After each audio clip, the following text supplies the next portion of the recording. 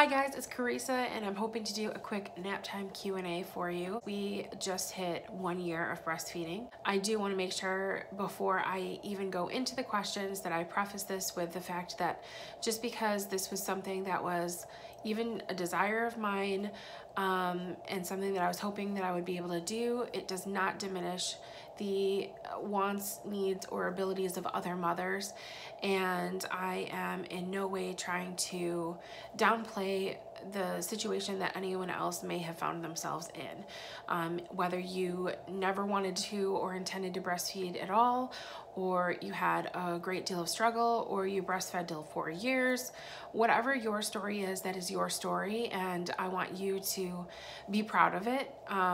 And this is not about comparisons. This is just about my personal experience. And just so you know, I did get a few repeat questions, or some were very similar, so I tried to condense it for you. If you have others that I didn't cover here, you can comment with them below. How long do you plan to continue breastfeeding? I actually don't. Whenever one of my physicians or Vera's pediatrician ask, how long do we plan to breastfeed for, I always let them know that I don't really have a plan.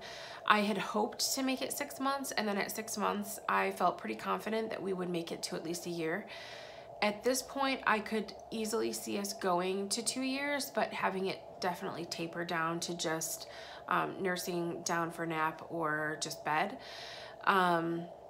But her enthusiasm for breastfeeding seems pretty strong. So if I had to guess, we'll probably make it at least another 6 months to a year. Was Vera exclusively breastfed? She was not. Her first few meals actually were formula in the hospital. She was an emergency C-section, and she did about 50-50 breast milk and formula in the hospital. Once we got home, that started to change, and she definitely developed a preference for breast milk and started to slowly take less formula when it was given, and eventually she would refuse it. I had no problem with supplementing if that had been something that we needed. I was willing to do it though. Do you feel PCOS affects your milk supply? I would say for me personally, it did not. I don't know, because this is my first baby and this was my first attempt. I definitely just seem to have an adequate supply. I wouldn't say I had too little, but I definitely wasn't able to pump full bottles worth like some women are able. So I was happy with what I could produce, and it definitely seemed to tide her over. So I was okay with that. We never needed to get to the point where we were weighing her for feedings or anything like that, so I guess I don't really know how much she ever got at any given time. Did you ever pump at all? I did. I started pumping in the hospital when I was working with a lactation consultant, and I do have to say, I know that I'm derailing myself a little bit here, but I want to just make sure that I give a shout out to the lactation consultant that I worked with. I have thought many times about wanting to write her a letter and thank her for her help, and I still should someday. I know that it won't be that difficult to look her up. Had someone else worked with me in the hospital, I would have had a very different start to my breastfeeding relationship. She just had a really great way about her. She was very encouraging. She had a lot of information for me. There was another woman who came in the room at one point, and she seemed very frustrated with me and was rude and very short with me, and she kept saying, "You look uncomfortable, you look uncomfortable," but she also kept telling me, "Don't do that, don't do it like that," and it was really turning me off to the process. Had she been my only experience with a professional consultant like that, I would have had a very different outcome, I'm sure. And the other person who is responsible for my great success with breastfeeding is my husband. I think 2 or 3 days after we got home, I was feeling frustrated. I was feeling like I was burdening everyone, myself, my husband, the baby. I felt like it was just a very unnatural process. She wasn't taking to it very well, or at least she seemed really hot and cold with it, and some feedings went great and others were just such a failure. And I was feeling guilty for all of the things that I was not accomplishing at the time. You know, I was foregoing showers and everything seemed to take so much longer than it needed to, all so that I could go through this process of breastfeeding with her. And she was definitely a cluster feeder when we first brought her home for the first few weeks. So I would be sitting there with her for hours and she would be on and off trying to feed. And I told Mike that I just didn't think I could do it anymore. I didn't think it was worth all of the trouble and the time that it was taking. And I felt guilty for feeling like I was imposing it on everyone. And he said, absolutely not. Your only job right now is to take care of that baby, which includes feeding her. And if that's something you want to do, I will support it. I will do the laundry. I will do anything you need me to do. I'll make the meals. I'll do everything else so that you can try this. And I was still feeling really guilty about it, but it was such a relief. On my way, I will link this below if I can find the exact file, but if not, I'll give you the information you need to find it. It was like some kind of gift from the universe because I had a follow-up with my OB, and it was the first time away from Vera. I was driving, it was a week after she was born. I was driving to the appointment and I turned on a podcast that I used to like to really listen to while I was working. It was like a gift from them because it was the first thing I heard since she was born, and it was a 2-part series on breastfeeding or feeding baby. And I learned so much that I guess I never really knew or took the time to learn. And it just made me feel so empowered. It made me feel like I was really making the right decisions and that any little bit that I could feed her myself was a wonderful thing and worth trying to do. And if it didn't work, it didn't work, but it was definitely important to me to actually try. By the way, it was the Stuff You Should Know podcast, and it was January of 2017 if you want to try and find it, but otherwise check the box below this video because I'll hopefully have it there for you. But I always wanted to thank them because it was just perfect timing. It was so great to have that to listen to, and I found it so fascinating that I even played it for Mike when I got home, and he really enjoyed having that information as well. So between those things, I was able to really refocus my mind and not be so hard on myself and give it a real shot. Any supply issues ever? If so, how did you resolve them? I don't feel that I did have any supply issues. Like I said, my supply wasn't abundant, but it was adequate. And I do think, if I had to say from my personal experience, I did benefit from having my placenta encapsulated, which I do have a video on if you haven't seen it. I'll link that below also. A little anecdote for you. I only took them for the, I think, 2 weeks or so that you're supposed to after the fact. And then whenever I feel like I'm getting a cold, or whenever I thought that Vera was getting a cold, I would take a couple of pills to try and just boost things and get things going. There's a lot out there that says that there is no benefit to it, and if it's just a placebo effect, I just appreciate that alone. But what I have noticed is I took one day just because I had a little bit of a tickle in my throat and I thought I was getting sick. So I took one of the pills. I didn't need the boost in supply or anything like that. I just took it for that reason, hoping that it would jumpstart my immune system a little bit. And whoa, the next morning I was really confused and I was trying to think of, what did I eat? What did I do? Because my breasts were so engorged. And then it dawned on me several hours later, oh, that's right, I thought I was getting sick. And by the way, I didn't get sick. I didn't wake up with a cold. So to me, I feel like it's very effective, and whether it's a placebo effect or not, whether it actually works or not, maybe it's different for different people. It cost me about $200 and it was well worth it. How do you deal with Vera biting? I'm assuming she does. Yes, she does, but it's rare. I brought it up here and there in videos, and to be honest, it's mainly because it's something to talk about when it does happen, because whoa, you know, that's a new thing in my life that I was prepared for, but I guess you can never really be fully prepared for that. You know what I'm saying?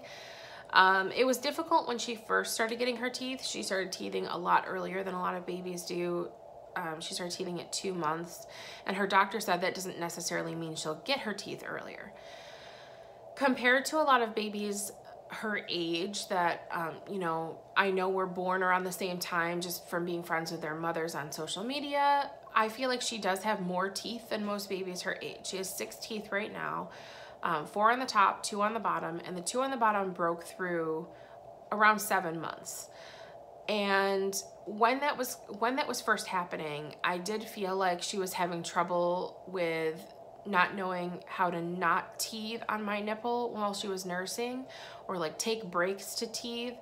I don't know if it was because it was soothing to her, or she was just trying to learn how to eat without scraping her tongue on the teeth as they were coming in. And that was one of the more uncomfortable points for me. It's like we've just kind of figured things out. There was really nothing that I could do on my part to change things, but I do notice that there are certain positions that when I put her in those positions, it's more uncomfortable for me. And I think that that has everything to do with the way her teeth are coming in and just how her teeth are shaped and how her mouth is shaped. We have pretty consistent positioning. She does football position on the right side because that breast is really large and that just works best for us. And then she lays across me in the front. I don't remember the proper term for that. For the left side, when she's getting ready to go to bed or when she's going to nurse to sleep. But when she's awake, she's usually sitting kind of beside me on either side, and she treats my breast like a crazy straw and kind of turns the whole thing and the nipple towards her so that it's facing like like around my shoulder. And I don't really have issue with her teeth in those directions. But if I ever stray from those positions, I can definitely feel the difference. But as far as biting happens, if and when it does, it's very, very rare for her to just chomp like that. It's mostly because she's standing up while she's eating and she loses her balance and she sort of closes her mouth as a reflex. But if she has ever bitten, I usually just out of shock will pull away and gasp, and I'll say no biting, and then I'll do it again. I know she doesn't necessarily know what that means, but it's the best I've got right now. But it's really not a major issue day to day. What is your #1 tip for first-time moms and breastfeeding? I would say don't panic, which is really hard. I know for most moms, you're really worried about your baby getting enough to eat and doing a great job. Don't put too much pressure on yourself. Don't panic. But don't feel like you have to compare yourself to anyone else. It's okay to have goals, but don't really hold yourself to them. Be kind to yourself. Don't panic. Just try your best, and that's the best you can do. Favorite thing about breastfeeding, other than the closeness to the baby? That's everyone's favorite, of course. And least favorite thing, oh gosh, oh boy. I don't know, is there a least favorite thing? Favorite thing about breastfeeding, don't judge me, but other than the bond with my baby, is that it allows me to be pretty lazy. I can just leave the house with her. I mean, now I can feed her other things. After she turned about 6 to 7 months old, she started eating various solids, and I didn't have to worry so much about, you know, I could just leave the house without feeling I had to pack a bag and pack foods for her and pack bottles and formula and then wash bottles and make sure I didn't leave them places and get them stinky and heat up bottles and heat up formula and heat up breast milk and all of that stuff.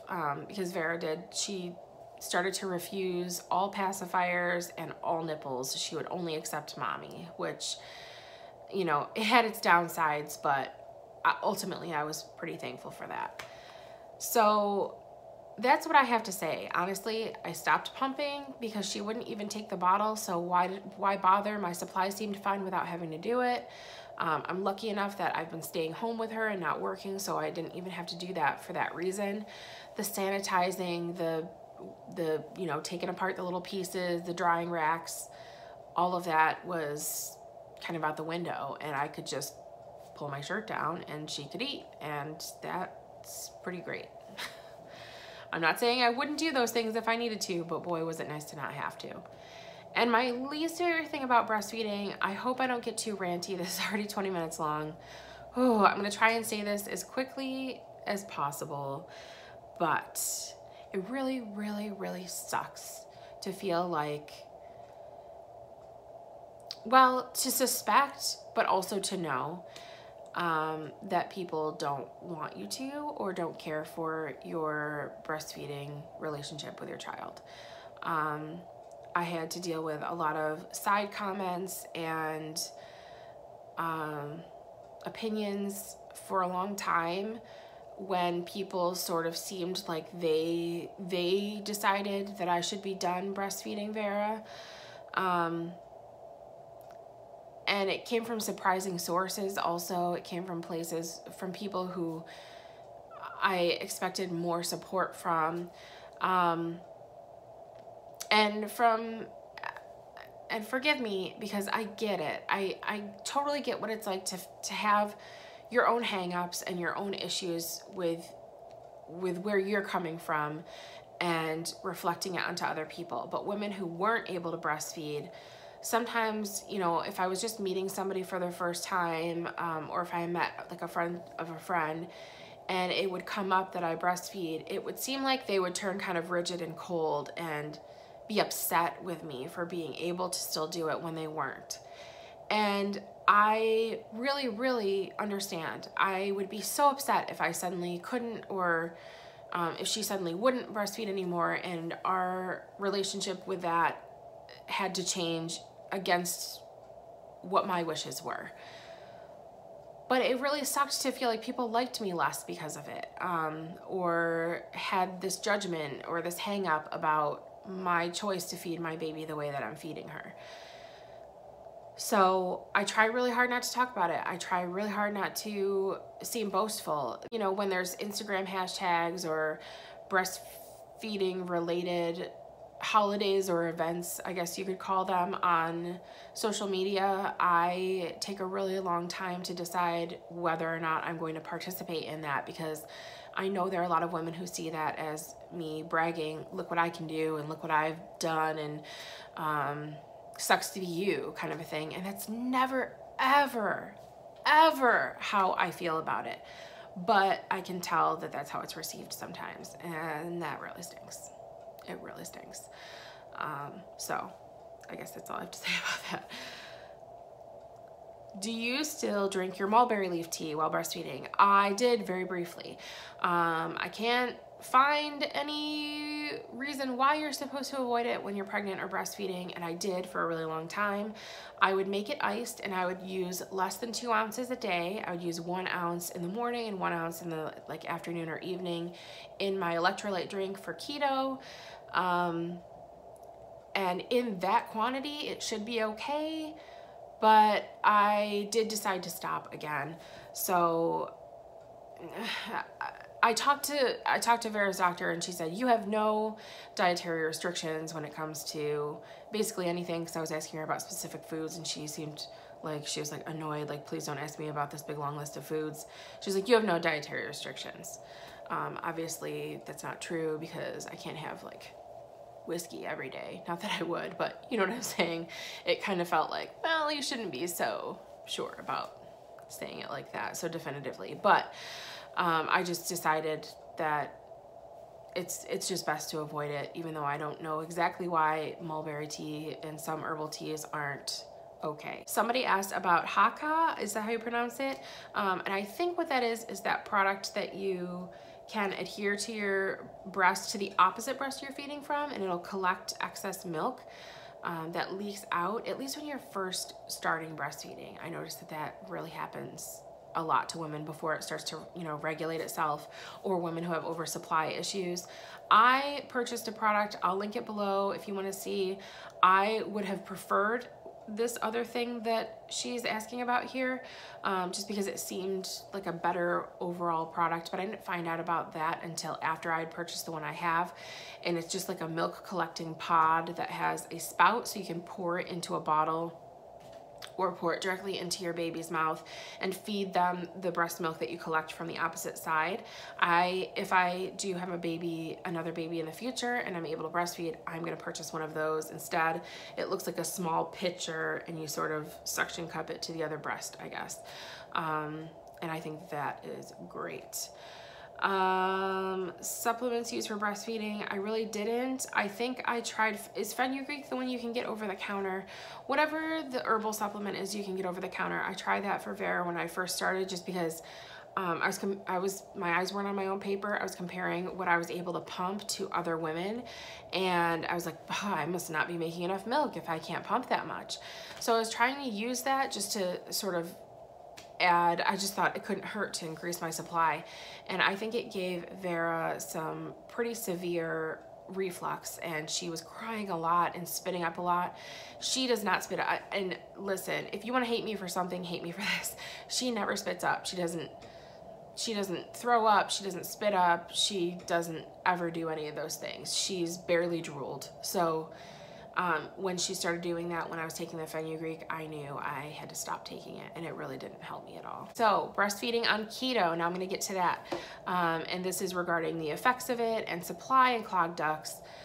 I will tell you that I did not find an increase or a drop in my supply on keto. But what I did find is, and this is something I did not expect, and I am fascinated by it. I've tried to look it up online, but I don't know if maybe I'm using the wrong search terms, or if another woman might describe it differently than me, or if maybe other women haven't noticed this. But going from carbs to keto, on carbs, especially breastfeeding, I felt ravenous all the time, blood sugar spikes and drops, moody, constantly felt like I needed to have food in my mouth. And even while I was eating, I was thinking about, what am I gonna eat next? And the carbier I ate, the more abundant my supply seemed to be, but it was only because it seems like it was watered down. So when I was eating just with reckless abandon, whatever I wanted, and using breastfeeding and being a new mom as an excuse, I found that Vera was constantly feeding. 1-2 hours she would sit and feed for, and nurse on and off, in and out of sleep. I know there are some people who are not okay with that. I was fine with it, but she really seemed to cluster feed a lot when I was on carbs. I have not yet gone into what I guess some would consider full keto, which is 20 grams of carbs or less a day, just because of the breastfeeding. And I'm afraid to affect my supply if I'm in ketosis for too long, which there are a lot of people who claim that that's not a problem for them. For me personally, I don't know, I've been worried about it, and it's something I'm kind of working on currently. But when I switched to lower carb, which is 100 grams of carbs or less a day, I noticed that my supply wasn't lower, it was just richer. And Vera would stop eating on her own after 5 minutes, 10 minutes, and then not want to eat and not kind of root around and look for milk for much longer. She would go about 1 or 2 hours between feedings versus feeding constantly. She would eat for less than 15 minutes, and it would tide her over for a really long time. And it's almost like it was the foods I was eating were doing the same for me. The fat content was keeping me full and satisfied, and I would need to eat less, and I wasn't thinking about food. I wasn't getting crazy about it. I wasn't having blood sugar spikes all over the place.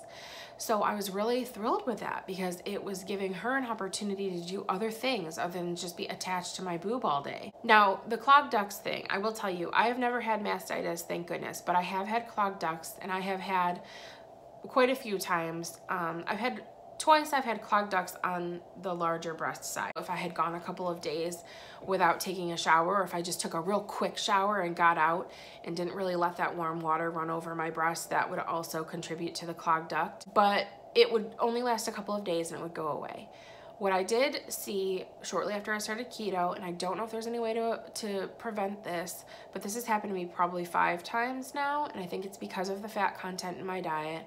I've gotten what I guess it's called a milk bleb, B-L-E-B. And if you look it up, it's just like a white patch on the end of my nipple that forms. It's only been on this side, and it's like a blockage, a fatty milk blockage. And you can still feed through it, and just like all the information online says, your doctor will tell you the same thing. it hurts, but you have to keep feeding on that side. That's the best thing you could do for it. And eventually it goes away. And you can use warm compresses or things like that if you need to, but really feeding on that side is the best thing. I'm sure you could look up pictures of it online if you want to Google it. Do you feel like you have to take in an excessive amount of calories and liquids to maintain supply? I wouldn't say excessive, no, but and you hear it all the time. You do hear things about how you should not be trying to lose weight while you're breastfeeding, and I do agree with that. I really listen to my body. If I'm thirsty, I make sure that I am drinking enough fluids and I'm getting enough electrolytes, because especially if you're eating low carb, you're not necessarily quenching your thirst or hydrating yourself if you just keep drinking water. You do need to make sure that you are getting your electrolytes, and that will enable you to become hydrated. If I'm hungry, I eat. I never, ever, ever, I mean, of course, there are times when I've been too busy or where I just haven't been able to, but as soon as I start to feel hungry, I make sure that I eat something, even if it's small, even if it's just a handful of almonds, something to satiate that hunger and then keep my supply up. We've all heard that phrase that you can't pour from an empty cup and you have to take care of yourself first. But do you need to do it in excess? No. I think there's a fine line. Everywhere you read, and every doctor, including my own, has said that you burn 500 extra calories breastfeeding. 500 extra calories isn't that much, but do I think you should be counting calories? Do I think you should be restricting yourself? Do I think you should be dieting? No. Did your supply drop at any point due to diet changes, and how did keto affect it? I did cover this a little bit, but I do want to say that I did feel like it was a volume thing, but the nutrients, the density of nutrients didn't seem to change. In fact, it seemed to improve. So my breast didn't feel as engorged, and she wasn't eating as often.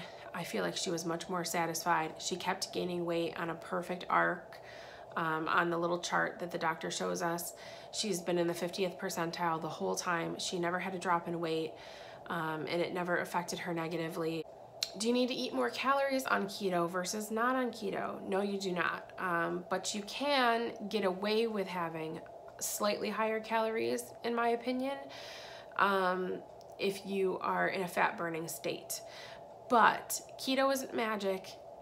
A calorie still applies to a certain degree. So you can't overeat.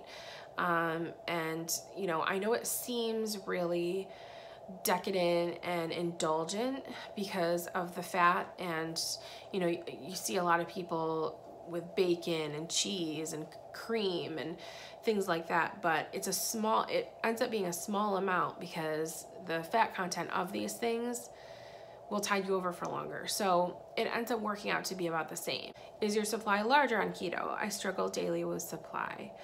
Oh gosh, I would nurse all night to make up for lack of supply during the day. Keto was great in the sense that because Vera seemed like she was so satisfied with such a little amount, such a small amount of time from feeding, that it seemed like a no-brainer to me to keep going that way, because I didn't have to worry about feeling like I need to make more milk and pump more milk and look how much milk I have. Because really it wasn't benefiting her to have more milk, to have a higher supply. It was the quality of what I was giving her. So, and that's just me personally. That's just how I feel about what I was doing. Now, I'll say that you also want to consider the fact that yes, she started solids around 6 or 7 months, but she did not care for them. She's been very inconsistent with most solids, and she has a preference for breast milk. In fact, now that she's getting older and she's communicating more with us, she does things that let me know how happy she is when she's breastfeeding. For example, when she eats something and she thinks it's yummy and she's enjoying it, she'll sometimes kind of hop up and down, which of course we're trying to discourage because I don't want her to choke, but she's so excited to be eating the thing that she has. She enjoys it so much that she'll sort of hop up and down. And she does that a lot when she breastfeeds. The other thing that she does, which I just find so adorable, is lately she'll start breastfeeding and she'll put her hands up over my breast in front of her face and clap her hands, which is so, so cute. And to me, that signals that that's another thing that she's doing to say how happy she is to be breastfeeding and that she really likes the way it tastes or something. So yes, she did start eating solids, but she's like 80% breastfed still to this day, and has been pretty much since she started eating some solids. So some of you, I've got a question here, and I'm gonna try and paraphrase, but some of you may be wondering if I even just said, and basically everyone out there says, not to try and lose weight while you're breastfeeding, then why am I trying to lose weight while I'm breastfeeding? And why am I on keto? And it's all about how I feel. And I've talked about this in other videos, and on my other channel, I've got some information on this, but basically I just feel like I'm a better mom. I'm a better me when I'm eating low carb. Because I'm not super extreme on it. I'm not working out. I'm not counting calories. I'm not even counting macros. I'm just eating low carb, and I'm eating things that I know work well for me and keep me full and keep me able to feed my daughter. That's all I need. It gives me energy. I don't have that slump in the middle of the day where I feel like I need to take a nap. There was a while where I napped every time Vera went down for a nap. I would sleep when she slept. Now we sleep about 8 hours a night, sometimes more, sometimes less, but most of the time we get about 7 or 8 hours at night. And when she goes down for a nap, I can do things like this, make videos for you guys, or clean or cook or whatever I need to do. And I feel like I have the energy to do it. I just feel better. Weight loss is a side effect, and I'm losing very slowly, in my opinion, compared to how most people, at least my size, tend to lose on keto, and I'm totally fine with that. I just want to get back down to my pre-pregnancy weight and start working on a healthy weight for baby number 2, if that even is a possibility. And if it's not, I want to give my husband a really hot wife and my daughter a mother she's proud of that is taking care of herself and in an optimal weight range. And even though BMI is a little bit BS, closer to a healthy BMI, I just all around want to feel better, and that's what keto gives me. And it's a really awesome bonus that I'm able to lose weight while I'm doing it, but I don't encourage you to do it just for that reason. If you want to try it because of supply issues or all those types of things, I want to warn you that you definitely should talk to your doctor and get the blessing of your child's doctor before doing it. But that being said, it is scary, and there's no guarantee your experience will match mine or be anything like mine. This is just what happened with me, and what happened with me may not even happen in the future with future babies.